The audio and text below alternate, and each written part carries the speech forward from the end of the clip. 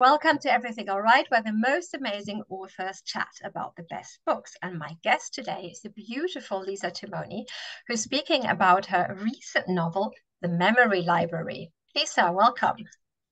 Hello, I'm very glad to be here. Everything all right? Everything all right? My son told me to make the joke, so I had to do it.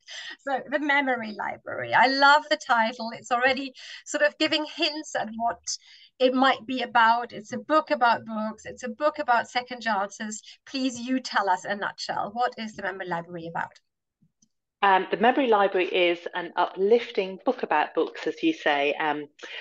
21 years ago, Sally and her daughter Ella had a massive disagreement, and they've been estranged ever since. But when Sally has a fall, Ella has to come back from Australia, back to Greenwich, where she was brought up. And through seeing her mum through the eyes of the community where she lives and through the books that they share, they find their way back to each other. So that's sort of the second chances. There are other second chances in there as well, but it's about love of books and what they can bring and the healing power of books, and about family and friendship and community. It sounds beautiful, books as bridges. So, what gave you the idea? Well, actually, I was talking to my editor about the cost of birthday cards. I'd bought a birthday card for about £3.45, I think it was, and I said, "Oh goodness sake, I could give somebody three of my 99p books." And they've got 80,000 words in, not 7 words. And she said, "You know what? There's something in that." And we started talking, and we thought, wouldn't it be lovely to build a library for somebody that you care about? And on publication day, my editor did give me a book with an inscription in the front to start my own memory library, which was very lovely, made me cry a little bit. It's a lovely idea. It's like in olden days, I think we're both of the generation where you actually made a tape for somebody. I wish I had a tape here to hold it up for the younger generation. This is what a tape looks like. It was like a declaration of love and friendship. But of course, building a library for somebody takes that idea really, really sort of a step further. But let's go way back, Lisa. How did you get into writing? I began my career as an English teacher, so I'd always studied English, always been an avid reader. And then I became an English teacher, and then I had a drama school, and then I had a family. And I sort of thought I'll combine all of these and I'll write family dramas. And so I started when my children were small, just trying to learn the craft. I wrote terrible books. And then I actually learned how to do it, how to structure a book. And so then that's how it started for me. But I think it's every English teacher's dream, really, to write a book of their own. It is such a stony path to become a published author. So, what was the next step for you after you had finished writing terrible books, as we all Terrible do? books. Thank God that I've We forgotten. try to write better books. how, um, how did you Actually, get an agent? Did you win any competitions, or what was your secret? I didn't have a secret. That's another thing I was quite rubbish at. I sent lots of books to agents and got the standard rejections. And interestingly, my story I think is a little bit different because I got my publishing deal through a pitch tweet. So I'd sent out a tweet when an agent, no, an editor had asked for tweets of pictures of, I think it was romance books. Mine wasn't strictly romance, so I'm not surprised I didn't get anywhere. But when I had no response at the end of that day, I thought, well, that's another chance missed. But that evening, I got an email from a different publisher saying, "I saw your tweet pitch. I'm interested in what you've written. Could you send it?"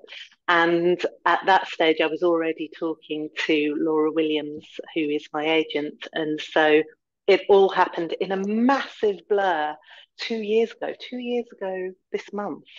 And it all came very, very quickly from absolutely nothing. So anybody who's watching this and thinking, I've had nothing but rejections, I haven't even had requests for falls, don't give up because you never know what's around the corner. Oh, well, you obviously must be very good too. You are very good from what I've read. And well, and you've learned the craft, as you said. It's a million words you have to write before you publish the first one. So who inspires your writing? Ah, goodness, that's a tricky one.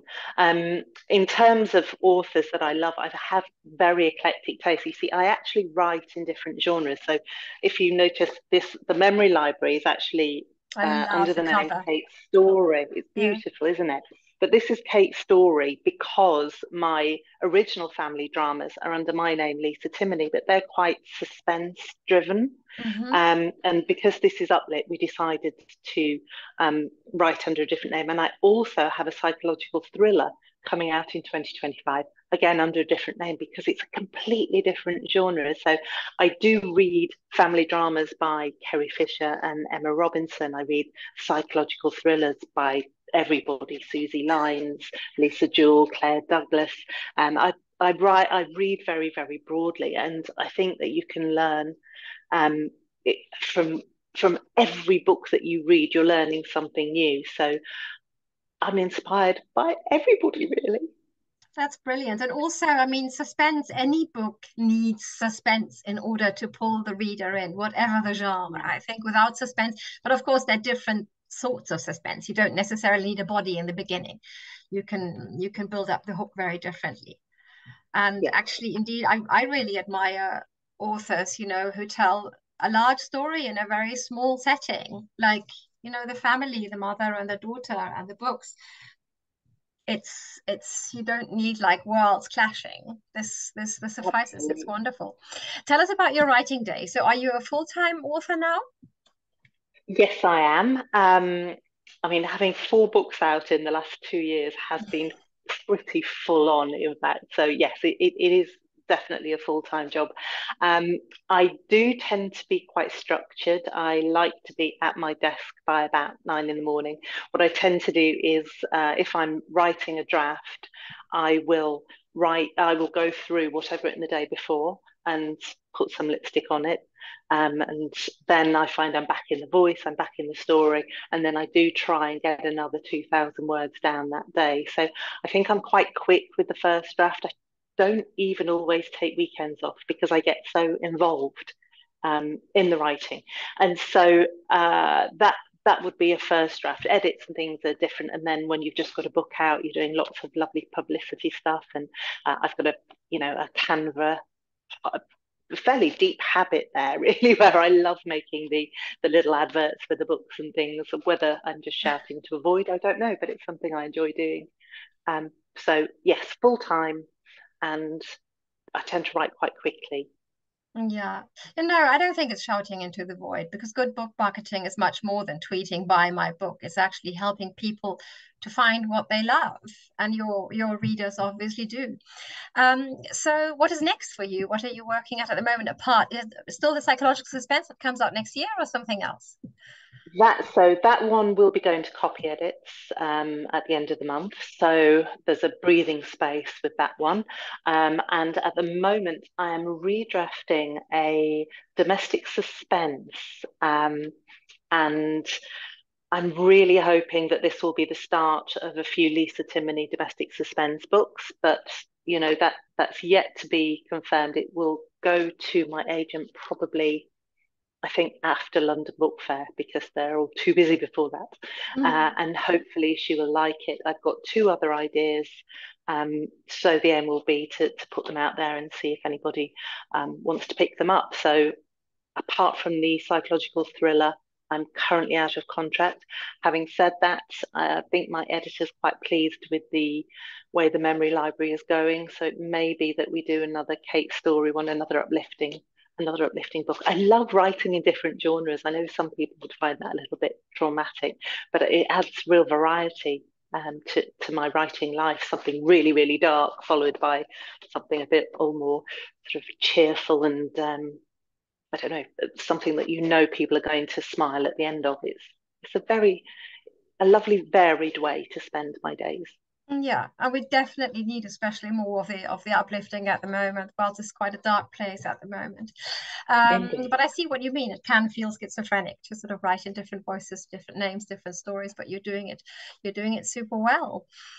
So what is your top tip for any NASA novelist if you look back 2 years ago?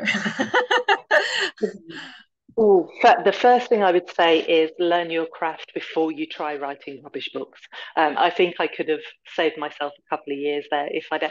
I thought that because I had studied literature and taught literature, that I would know how to write it.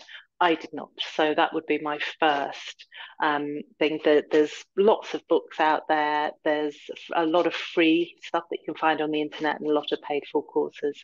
Um, the second thing I would say is find your writing tribe, whether it's on courses, on retreats, whether it's just on the internet. The online writing community is magnificent.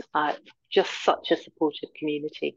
Um, and I don't think that a lot of people really understand how hard it is to get published in the first place when you start to try. And so when you've got your gang behind you, it buoys you, it lifts you when things get dark, and it helps you to keep going. Because I remember being told very early on that the difference between a published writer and an unpublished writer is perseverance.